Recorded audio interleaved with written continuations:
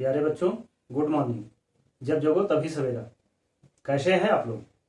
उम्मीद करता हूं कि खूब मेहनत से पढ़ाई करते होंगे। हम लोगों ने अभी दूसरा चैप्टर स्टार्ट किया हुआ है, पॉलिनॉमियल यानी बहुपद। बहुपद में इसके पहले हम लोगों ने देखा कि बहुपद क्या है, यह किन किन संख्याओं से मिलकर बना हुआ है।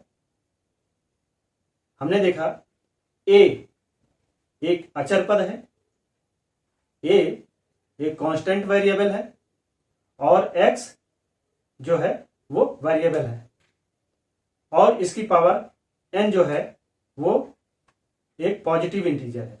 यानी हम लोगों ने देखा कि ए क्या है, वो कांस्टेंट वेरिएबल है, मतलब ये अचर पद है, इसकी वैल्यू जो है चेंज नहीं हो सकती। ये 1 2 3 होगा, ठीक ना।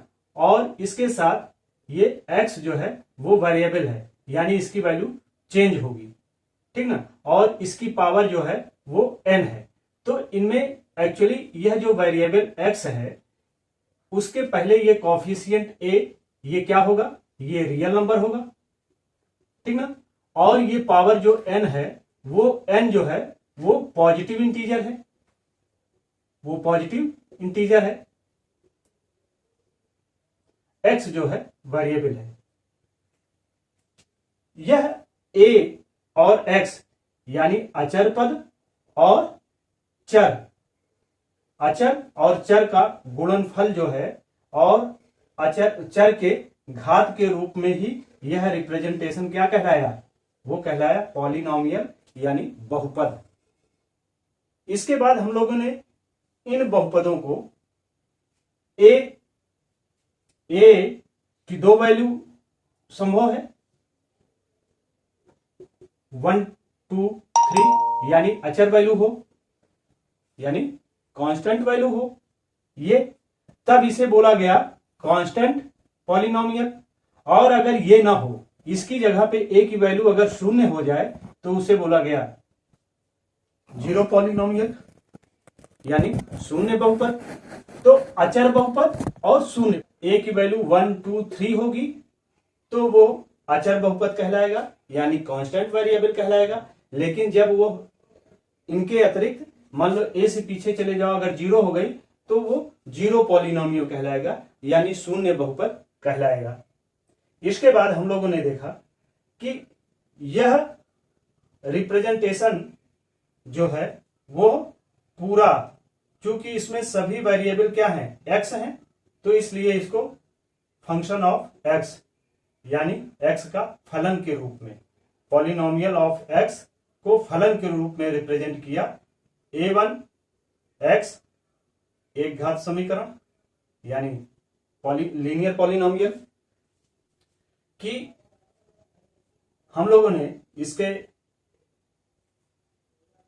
a0 प्लस a1x, जब x की पावर 1 है तो ये क्या होगा, लीनियर पॉलिनॉमियल यानी ax प्लस b। और इसकी पावर अगर, तो ये क्या हुआ, ये हुआ नंबर 1 लीनियर पॉलिनॉमियल, ठीक। दूसरा, अगर यह रिप्रेजेंटेशन एक्स स्क्वायर हो जाए, वेरिएबल 2 हो जाए तो दूसरा क्या हो गया, क्वाड्रेटिक पॉलिनॉमियल यानी द्विघात बहुपद, जो ax square plus bx plus c के रूप में रिप्रेजेंट किया जाता है। यह इसका व्यापक स्वरूप है, ठीक ना। इसके बाद अब आप ध्यान दीजिए कि यह जब x की वेरिएबल x की पावर 3 है तो यह तीसरा हो गया क्यूबिक पॉलिनॉमियल, इसे बोला गया त्रिघात बहुपद, ठीक। और जब यह पूरा का पूरा वेरिएबल्स की पावर 4 हो गई, ठीक ना, वेरिएबल्स यानी x की पावर 4 हो गई तो उसे ये चौथा बाई क्वाड्रेटिक पॉलिनॉमियल द्विवर्ग बहुपद कहा गया। अब आप ध्यान दीजिए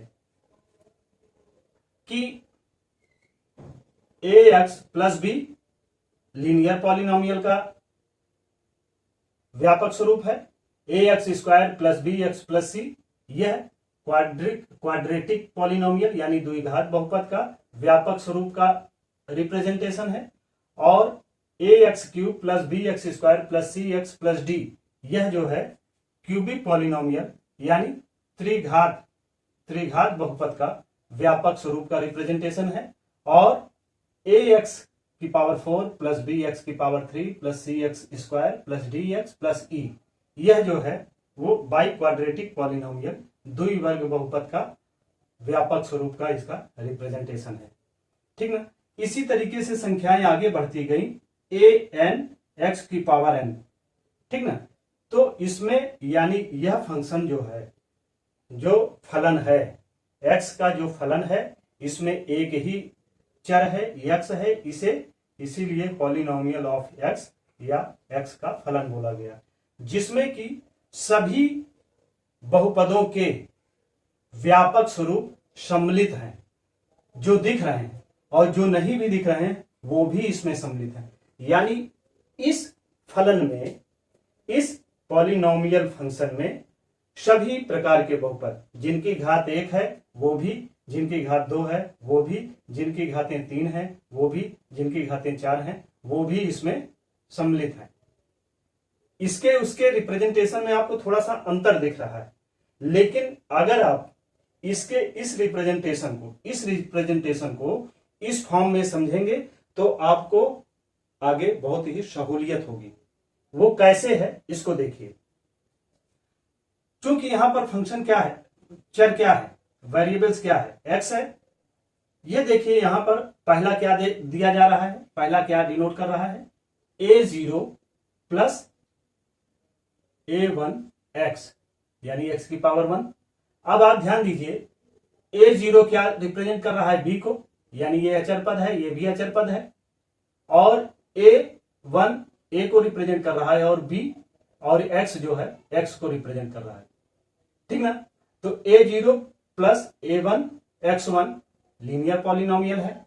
इसी तरीके से a0 प्लस a1 x1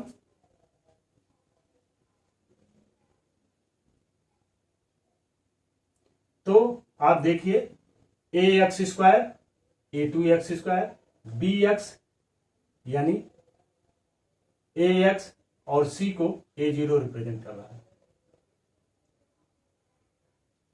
वैसे ही इसका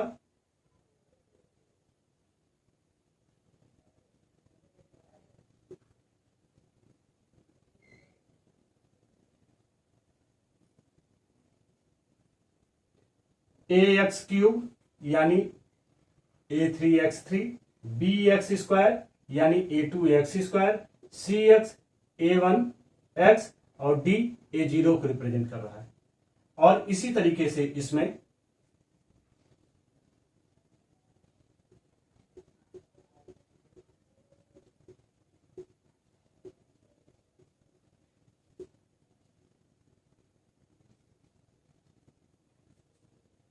ए एक्स की पावर 4, ए एक्स की power 4, b x 3, a x 3, c x square, a2 x square, d x, c x और ई a0। अगर हम लोग इस फॉर्म में इस प्रकार इसको रिप्रेजेंट करना चाहें तो नहीं संभव हो पाएगा। तो यानी इसके अचर पद को सबसे पहले a0, यहां जो b अचर पद है, यहां पे c अचर पद है, यहां पर d, यहां पर e, तो इनको सबको सम्मिलित रूप से सबसे पहले किससे a0 से दिखाया गया और उसके बाद a x को रिप्रेजेंट किया गया, फिर a x स्क्वायर को रिप्रेजेंट किया गया, फिर a x क्यूब को रिप्रेजेंट किया गया, a x 4 को रिप्रेजेंट किया गया। तो यानी यह पूरा का पूरा यह जो पॉलिनोमियल फंक्शन है वही यह विभिन्न डिग्रियों के आधार पर, विभिन्न घातों के आधार पर जो हम लोगों ने बहुपदों का वर्गीकरण किया वह पूरा का पूरा पॉलिनोमियल फंक्शन के रूप में रिप्रेजेंट किया जा रहा है। ठीक। दूसरी बात, अब आप एक चीज ये ध्यान दीजिए कि यहां पर वेरिएबल क्या है, x है और इसे क्या कहा जा रहा है, y is equal to function of x कह सकते हैं। तो यानी यहां पर दो चर हो गया, ये चर एक है और दूसरा चर ये हो गया, यानी x चर जो है और एक चर है और दूसरा y चर है। इसके पहले मैंने एग्जाम्पल में बताया था कि जब चर दो हो जाए तो उसमें एक वेरिएबल, अगर 2 वेरिएबल्स हो गया तो एक वेरिएबल जो होगा वो इंडिपेंडेंट वेरिएबल होगा यानी स्वतंत्र चर होगा, और दूसरा वेरिएबल जो होगा वो डिपेंडेंट वेरिएबल होगा। हमने जैसे एरिया ऑफ सर्कल निकाला था तो उसमें देखा था आर की वैल्यू जो है इंडिपेंडेंट वैल्यू वेरिएबल है, और उसके बाद एरिया ऑफ सर्कल जो है वो डिपेंडेंट वेरिएबल है। इट मींस आर के मान अगर चेंज होते हैं तो जाहिर सी बात है एरिया ऑफ सर्कल जो है चेंज होगी। वैसे ही यहाँ पर x जो है वो इंडिपेंडेंट है, यानी x की वैल्यू अगर चेंज होगी तो जाहिर सी बात है कि y की वैल्यू चेंज होगी। इस चीज को समझने के लिए इसके पहले थोड़ा सा आप ये ध्यान दीजिए कि कोई भी बहुपद समीकरण अगर दिया गया है तो वह मान जिसको उसमें रखने पर उसका टोटल मान 0 हो जाए, और जिसको हम लोगों ने क्या माना था, k, ठीक ना, k माना था, यानी फंक्शन ऑफ। चलिए इसको साफ करके तब करते हैं। आज हम लोग जो पढ़ने जा रहे हैं उसका महत्व तो समझिए परीक्षा की दृष्टि से और हमारे सिलेबस की दृष्टि से कितना इंपॉर्टेंट टॉपिक है, एक मिनट में समझ लेते हैं। आज हम लोग पढ़ने जा रहे हैं geometrical meaning of the zeros of a polynomial. हमने बहुपद के बारे में भी पढ़ा, शून्यकों के बारे में भी पढ़ा। आज हमको एक नया टर्म मिला है, ज्यामिति यानी जियोमेट्रिकल। जियोमेट्रिकल यानी ज्यामिति, ज्यामिति, जियोमेट्री ज्यामिति, कोऑर्डिनेट जियोमेट्री निर्देशांक ज्यामिति, ट्रिग्नोमेट्री त्रिकोणमिति, ये सारे टॉपिक्स जो है इसी से रिलेटेड है। और हमने जो इसके पहले चर्चा की थी कि जियोमेट्री यूनिट 4 है, कोऑर्डिनेट ज्योमेट्री यूनिट 3 है, और 5 जो है वो ट्रिग्नोमेट्री है। जियोमेट्री में ट्रायंगल्स, सर्कल्स, कंस्ट्रक्शन यानी त्रिभुज, वृत्त और रचनाएं। सर्कल में भी दो चैप्टर हैं, एक तो वृत्त है और दूसरा वृत्त से संबंधित क्षेत्रफल। ट्रिग्नोमेट्री ट्रायंगल यानी त्रिभुज 6 में है, एक्सरसाइज 6 में। 7 में लाइन है जो हमारी कोऑर्डिनेट ज्योमेट्री के अंतर्गत आती है, निर्देशांक ज्यामिति में। फिर 8 है इंट्रोडक्शन ट्रिग्नोमेट्री में, इंट्रोडक्शन चैप्टर 8 है, एप्लीकेशन चैप्टर 9 है, और 10 जो है वो सर्कल है, और 11 जो है वो कंस्ट्रक्शन है, और 12 जो है एरिया रिलेटेड टू सर्कल्स है। तो यानी 6, 7, 8, 9, 10, 11, 12 टोटल कितने चैप्टर हो गए? 7 चैप्टर। और ये 3 यूनिट, 3, 4 और 5, 3 से 5 नंबर के, 4 से 12 नंबर के, और 5 से 12 नंबर। ज्योमेट्रिकल ज्यामिति के रिप्रेजेंटेशन के लिए जरूरी है हमें ग्राफिकल रिप्रेजेंटेशन, ग्राफ की जानकारी और ग्राफ की अच्छी जानकारी। ग्राफ का रिप्रेजेंटेशन और ग्राफ का कैलकुलेशन, ये दोनों पॉइंट अगर क्लियर हो जाए तो इसमें यानी कहने का मतलब 45 से 50 नंबर हमारे सीधे सीधे कंप्लीट हो रहे हैं। इसलिए इस पर विशेष ध्यान दीजिए, इसको थोड़ा विस्तृत बताऊंगा और इसके मूल से आपको लेके चलूंगा। आइए देखते हैं geometrical meaning of the zeros of a polynomial. बहुपदों के शून्यकों का ज्यामितीय अर्थ। बहुपद क्या है ये हम लोगों ने पढ़ लिया, शून्य क्या है उसके बारे में भी जानकारी ले ली। आज इन्हीं बहुपद के शून्यकों का ज्यामितीय अर्थ क्या होता है, इस चीज को जानने से पहले हम लोग यह जानते हैं कि किसी भी बहुपद का शून्यक जो है वो के द्वारा रिप्रेजेंट किया जाता है, जहां पर के एक रियल नंबर है, एक वास्तविक संख्या है। तो रियल नंबर के is a zero of a polynomial P x, यानी कोई बहुपद पी एक्स है जिसका के जो है, जो वास्तविक संख्या वो 0 है, वो पी एक्स पॉलिनोमियल का शून्यक के है। यानी x बराबर के की वैल्यू रखने पर पॉलिनोमियल ऑफ के इज इक्वल टू 0 होगा।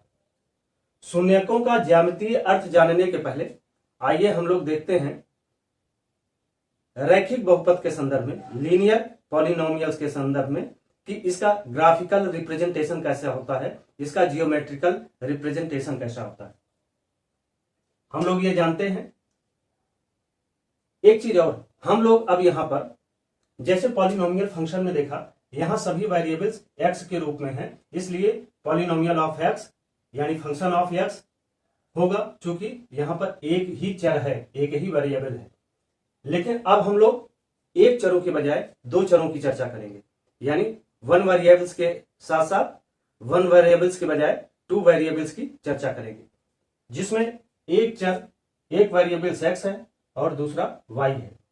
इस ग्राफिकल रिप्रेजेंटेशन के बारे में आप जानते हैं कि यह क्या है, फर्स्ट कोऑर्डिनेट है। इस कोऑर्डिनेट में एक्स और वाई दोनों की वैल्यू क्या होगी, पॉजिटिव होगी। यह सेकंड कोऑर्डिनेट है, द्वितीय निर्देशांक, जिसमें देखिए एक्स निगेटिव हो रही है और वाई पॉजिटिव ही है, तो एक्स की वैल्यू पहले लिखते हैं निगेटिव और वाई पॉजिटिव होती है।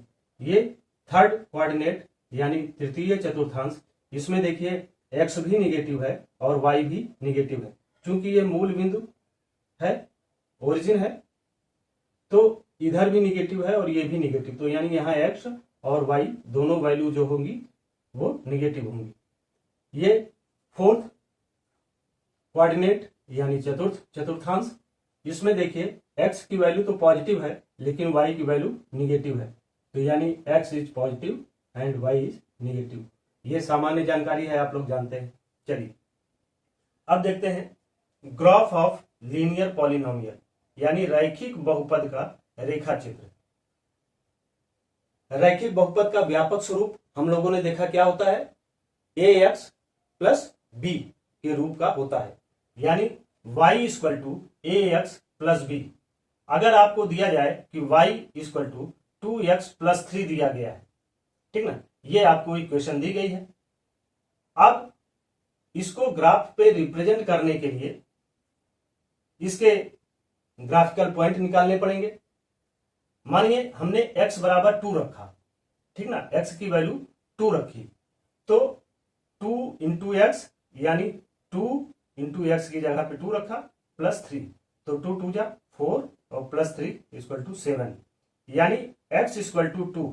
एक चीज यहां ध्यान रखिएगा कि पहले जो है वो x की वैल्यू रखी जाती है, फिर y की रखी जाती है, तो इसके ग्राफ पॉइंट क्या होंगे, 2 x का होगा और y का 7। ऐसे ही माना x का मान हमने -2 रखा, 2 नहीं बल्कि -2 रखा, तो इसी इक्वेशन में 2x प्लस 3 में जब x का मान -2 रखा तो 2 into x, x equal to -2, तो 2 इंटू -2 प्लस 3, तो 2 2 जा 4, -4 प्लस 3, तो -1 आया। तो इसका ग्राफ पॉइंट क्या बनेगा, यानी x का मान क्या है, -2 रखने पर y की वैल्यू -1 आती है। ये आप देख लीजिए, x को जब आप -2 रखते हो तो y की वैल्यू -1 आती है, 2 इंटू -2 -4 और प्लस 3 -1, यानी x का मान -2 रखते हो तो y की वैल्यू -1 आती है, और जब x इक्वल टू 2 रखते हो यानी 2 2 जा 4 और प्लस 3 7, तो x की वैल्यू 2 रखने पर y की वैल्यू 7 आती है। तो इस तरीके से इसके दो ग्राफ पॉइंट आपके मिले हुए हैं, पहला x equal to 2 y equal to 7, दूसरा x equal to -2 y equal to -1। इसमें यह जो इक्वेशन दिया जा रहा है y equal to 2x plus 3, इसके शून्य को निकाला था हम लोगों ने पहले भी। क्योंकि लीनियर इक्वेशन यानी रैखिक बहुपद का जो व्यापक स्वरूप होता है उसे रिप्रेजेंट करते हैं ax प्लस b से, और इक्वेशन दिया जा रहा है 2x प्लस 3। इसके शून्यक निकालने के लिए हम लोग क्या करते हैं, 2x प्लस 3 बराबर 0 मान लेते हैं, तो 2x बराबर 3 इधर चला जाएगा तो ये -3 हो जाएगा, और ये 2 जो है इधर नीचे चला जाएगा, तो x इक्वल टू -3/2, यानी y इक्वेशन में 2 इंटू एक्स, एक्स की वैल्यू -3/2 ये जो आया है इसको रख देते हैं, तो ये 2 इस 2 से कट जाएगा और -3 और प्लस 3 बराबर 0, यानी y की वैल्यू जो है 0 आ गई। तो जीरोज ऑफ पॉलिनोमियल्स -3/2 ये x का मान आया और y की वैल्यू क्या है, 0 है। ठीक, तो इस आधार पर इस चित्र में x अक्ष का निर्देशांक इस शून्य के लिए निकालने के लिए क्या करेंगे, आइए देखते हैं। पहले देखिए x की वैल्यू 2 और y की वैल्यू 7, यानी ये 2 से हम लोग ऊपर जाएंगे तो ये 2 और y इक्वल टू 7, 1 2 3 4 5 6 7, तो यानी ये 2 के सामने ये 7 पर यहां क्या होगा,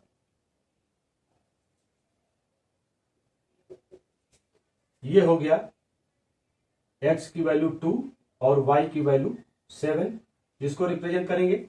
और दूसरी वैल्यू दी जा रही है x इक्वल टू -2 और y इक्वल टू -1, यहां पर भी x इक्वल टू -2 और y इक्वल टू -1।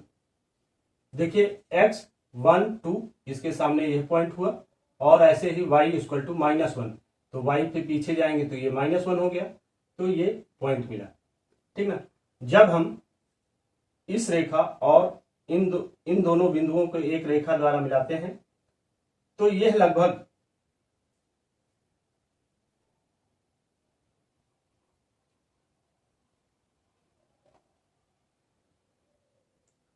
देखिए 3/2 का मतलब क्या हुआ, अगर 2 से आप 3 में डिवीजन करते हैं तो 2 बन जा 2, 1 बचा, पॉइंट लगाया, 0 हो गया, 2 5 जा 10, लगभग 1 पॉइंट, यानी यह पॉइंट जो है 1.5, देखो ये 1 है और इसके आगे ये 0.5, तो यानी -3/2 और 0, यानी y की वैल्यू 0 है, तो ये जो है x का निर्देशांक होगा, यह पॉइंट जो है वो x का निर्देशांक होगा।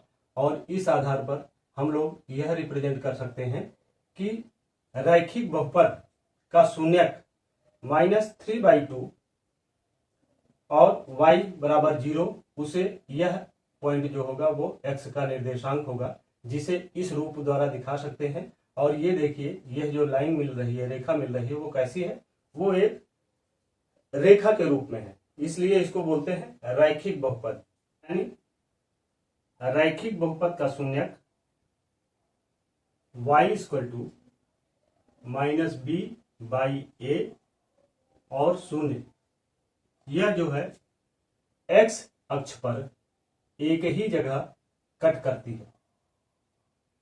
तो इससे यह स्पष्ट है कि रैखिक बहुपद का केवल और केवल एक ही शून्यक होता है, जो यहां पर y इक्वल टू 2x + 3 के लिए -b/a, यानी b/a की वैल्यू क्या मिली है, -3/2 है, जो x अक्ष पर एक ही बिंदु पर कट करती है। और यह दोनों पॉइंट को मिलाने पर 2 और 7 x और y, और x y -2 -1 को मिलाने पर जो x अक्ष को -3/2 और y इक्वल टू 0 पर कट करती है।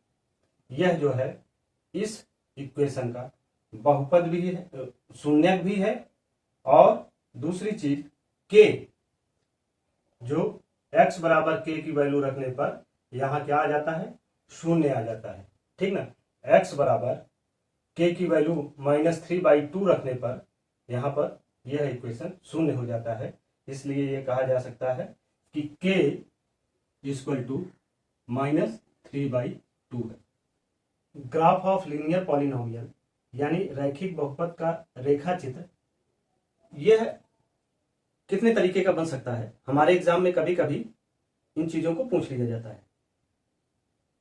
जीरोज ऑफ पॉलिनोमियल्स यानी बहुपदों के शून्यकों को देखकर आप ये बता सकते हैं कि कोई भी ग्राफ x अक्ष को कितने बिंदुओं पर काटेगा, या किसी ग्राफ को वो x अक्ष को जितने बिंदुओं पर काटेगा वह देखकर आप बता सकते हो कि इस पॉलिनोमियल्स में कितने शून्यक हैं, ठीक ना। अब आप यहां देखिए, ये जैसे अभी हमने इसको किया y equal to ax + b, तो यह x एक्सिस है और यह y एक्सिस है। आप देखो x में मान लीजिए यह पॉइंट कोई x1 था, ठीक ना, और यह x1 से बढ़कर x2 हो जाता है। ये x1 था और ये बढ़कर x2 हो गया, यानी x में x1 से x2 हुआ। तो आप देखो कि ये अगर y1 था, x1 y1, तो ये जब x से x1 से x2 हुआ तो ये भी y1 से बढ़कर y2 हो जा रहा है, ठीक ना। यानी यह x1 से x2 हो जा रहा है, तो ये y1 से बढ़कर y2 हो जा रहा है। यानी अगर दो चरों की बात करें, दो चर x और y हैं, तो x में वृद्धि के साथ y में भी वृद्धि हो रही है। इसे मैंने आपको एक एग्जाम्पल के सहारे बताने का प्रयास करता हूं कि मान लीजिए जैसे ये y is the function of x है। यहां दो चर हैं, एक x है और दूसरा y है। मान लीजिए x जो है वो वस्तुओं की मात्रा है, ठीक, और y जो है वो वस्तुओं का मूल्य है।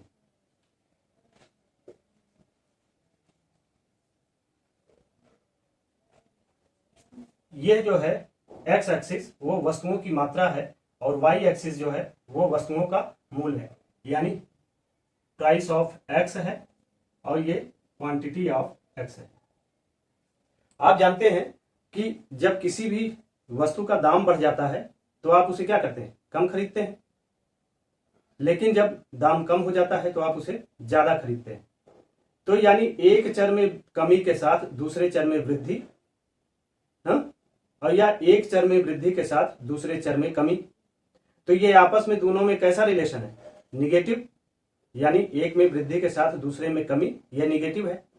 लेकिन जब किसी भी वस्तु का मूल्य बढ़ जाए और उसकी मांग बढ़ जाए, जैसे सोना है, मोबाइल है, थोड़ी सी अच्छी क्वालिटी, थोड़ा सा रेट हाई हुआ, लोग उसे सिंबल स्टेटस मानकर ज्यादा खरीदने लगे। यानी एक चर में वृद्धि से दूसरे चर में भी वृद्धि हो, तो वो कैसा होगा, वो x से x2 हुआ तो ये y1 से y2 हुआ। यानी वस्तुओं का मूल्य जब y1 से y2 होता है तो वस्तुओं की मांग x1 से x2, यानी x में वृद्धि y में वृद्धि के साथ साथ दोनों में एक समान दिशा में ही परिवर्तन हो। तो ऐसे एक फिगर के लिए आप देते हो y = ax + b। मान लो ये सोना चांदी या स्टेटस की चीजें, सोशल स्टेटस की जो चीजें हैं उनके संदर्भ में मांग और मूल्य को प्रदर्शित कर रहा है। दूसरी स्थिति यह है कि जब आप किसी भी वस्तु का मूल्य, मान लो ये y1 है, ठीक ना, इसका मूल्य बढ़कर y2 हो जाए, y से बढ़कर y2 हो गया, तो आप देखिए कि पहले y1 पर जो वस्तुएं खरीदी जाती थी वो कितनी ली जाती थी, वो x1 इतनी मात्राएं ली जाती थी। और जब इसका मूल्य बढ़कर प्राइस ऑफ x बढ़कर क्वांटिटी ऑफ x, जब इसका प्राइस बढ़ जाता है तो आप देखो कि इसमें वस्तुओं की मात्रा क्या हो जाएगी, कम हो जाती है। एक चर में वृद्धि के साथ दूसरे में कमी, यहां क्या था, एक चर में वृद्धि के साथ दूसरे में भी वृद्धि, तो वहां पर इक्वेशन बना ax + b। लेकिन जब एक चर में वृद्धि के साथ दूसरे में कमी या दूसरे चर में, मान लो सपोज ये आप इसे x1 इसे x2 मान लो, तो एक चर में वृद्धि के साथ फिर दूसरे में कमी शो करे, तो उस कंडीशन में यानी दोनों चरों में विपरीत परिवर्तन हो, एक डिपेंडेंट चर होगा, एक इंडिपेंडेंट चर होगा और दूसरा डिपेंडेंट चर होगा, तो स्वतंत्र चर में परिवर्तन के कारण आश्रित चर में परिवर्तन वैसा ही हो, तो ये जब विपरीत हो तो ये, यानी आप देखो यहां पर स्लोप क्या है, ये पॉजिटिव स्लोप है, धनात्मक ढाल बोला जाएगा। ये पॉजिटिव स्लोप का फिगर है और ये निगेटिव स्लोप का फिगर है, ठीक। दूसरी चीज अब आप ध्यान रखना, निगेटिव स्लोप के फिगर का इक्वेशन क्या होगा, a - bx, पॉजिटिव का ax + b। तीसरी कंडीशन ये हो सकती है कि जब y जो है वो y फिक्स हो जाए, x में वृद्धि कितनी भी हो, लेकिन y मान लो ये x1 है, ये x2 है, ये x3 है, ठीक ना। तो x में वृद्धि कितनी भी हो लेकिन y क्या रहे, फिक्स रहे, ठीक ना, y फिक्स है। यानी यह क्या है, ये x अक्ष के समांतर, y अक्ष रिप्रेजेंट कर रहा है x अक्ष के समांतर y अक्ष, तो यानी यहां पर क्या हो जाएगा, b, y जो है यह दूरी क्या दिखा रहा है, ये y को दिखा रहा है, तो यहां क्या हो जाएगा, y = b। समझ रहे हैं। ऐसे ही जब कोई दूसरा फिगर आपको ये दिखाए कि y में मान लीजिए ये y1 है, ये y2 है और ये y3 है, तो y1 से y2 पे जाइए, y2 से y3 पर जाइए, लेकिन फिर भी x की वैल्यू क्या हो, x क्या है, वो फिक्स है, x को a से डिनोट करते हैं, ठीक ना। तो ये क्या दिखा रहा है, x इक्वल टू a, यानी a जो है OA वो हमेशा फिक्स है, जबकि y में परिवर्तन होता जा रहा है। तो यानी एक चर कांस्टेंट हो और दूसरे में परिवर्तन होता जाए y अक्ष पे, तो इसका x निर्देशांक क्या होगा, इसका x निर्देशांक क्या होगा, वो x इक्वल टू a हो जाएगा। यहां पर ध्यान दीजिए, जब x अक्ष में वृद्धि होती जाए और y स्थिर रहे, तो यहां y बिंदु का निर्देशांक क्या होगा, y, और वो b के बराबर होगा। तो ये ध्यान रखिए कि यह जो है, जब x अक्ष के समांतर रेखाएं होंगी तो वो y के निर्देशांक होंगे, और जब y अक्ष के समांतर रेखाएं होंगी तो वो x के निर्देशांक होंगे, ठीक ना। तो इस तरीके से ये y इक्वल टू बी और y equal to x equal to a ये फिगर है। इसमें थोड़ा सा और एक्सपेंस कर लें, कभी कभी एग्जाम में थोड़ा सा घुमा देते हैं। मान लीजिए हमने ये 4 कोऑर्डिनेट देखा था, 4 चतुर्थांश देखे थे, हम इसको 2 पे ड्रा करते हैं। अब हम क्या कर रहे हैं कि x को यहां पर मतलब x की वैल्यू माइनस में रिप्रेजेंट कर रहे हैं। अगर ये a में वृद्धि, a कांस्टेंट है और y में वृद्धि हो रही है, अगर ये a पॉजिटिव के बजाय निगेटिव एरिया में ये लाइन ऐसे शो करे, तो ये क्या हो जाएगा, माइनस a हो जाएगा, समझ रहे हैं। तो इस अक्ष का जो रिप्रेजेंटेशन होगा वो क्या होगा, x equal to minus a। क्योंकि देखो ये अगर मूल बिंदु है, ये ओरिजिन पॉइंट है, तो इससे बाईं तरफ जो आएगा, ये अगर ग्राफ है तो आप वैसे भी देखते हो, इसमें क्या होता है, x माइनस होता है और x माइनस होता है और y पॉजिटिव होता है। तो इस तरीके से आप देखते हैं यहाँ x की वैल्यू क्या हो जाती है, माइनस a द्वारा रिप्रेजेंट होती है, x का निर्देशांक माइनस a और यहाँ पर x का निर्देशांक प्लस a। ऐसे ही y के संदर्भ में आप देखो, मान लो ये 4 कोऑर्डिनेट है, तो ये यहाँ पर x और y दोनों पॉजिटिव है, ठीक ना। x इक्वल टू बी, अगर ये शिफ्ट कर जाए माइनस y पे, मान लीजिए ये रेखा y के पॉजिटिव के बजाय निगेटिव पर आ जाए, ठीक ना, तो यहाँ क्या हो जाएगा, ये डिस्टेंस जो हो जाएगी वो हो जाएगी माइनस बी, यहाँ डिस्टेंस क्या थी, वो प्लस बी थी। तो इस आधार पर यहाँ इसका निर्देशांक क्या हो जाएगा, y equal to minus b. तो सरल रेखाओं के संदर्भ में, रैखिक बहुपद के संदर्भ में जो रेखा चित्र बनता है, या तो वो दोनों चरों में परिवर्तन एक ही दिशा में हो, यानी एक में वृद्धि के साथ दूसरे में वृद्धि, तो वो पॉजिटिव स्लोप होगा। जब एक में वृद्धि के साथ दूसरे में कमी, या दूसरे में कमी के साथ वृद्धि के साथ पहले में कमी, तो वो निगेटिव डायरेक्शन में चेंज हो, तो वो निगेटिव स्लोप का होगा।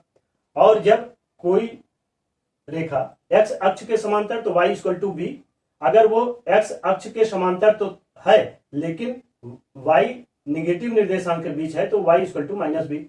इसी तरीके से x इक्वल टू a, जब केवल x का मान स्थिर हो जाए और y में केवल वृद्धि होती रहे, मतलब एक चर जो है कांस्टेंट हो जाए और दूसरे में परिवर्तन होता रहे, तो वहां x के निर्देशांक बराबर a के होंगे।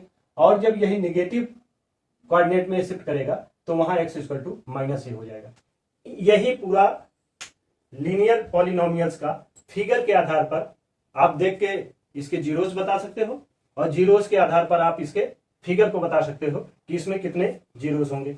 अब जैसे इसमें एक ही जीरो होगा, या आप ऐसे निकालोगे तो x अक्ष के पर यहां भी 1 ही जीरोस होंगे, यानी एक ही शून्यक होगा। लेकिन अगर y अक्ष पे निकालना चाहो तो वहां भी एक ही शून्यक होगा। तो यानी रैखिक बहुपद में सदैव शून्यक एक होता है। बच्चों आप इसे नोट कर लीजिए और नोट्स कंप्लीट कीजिए। अगला नेक्स्ट लेक्चर में होगा।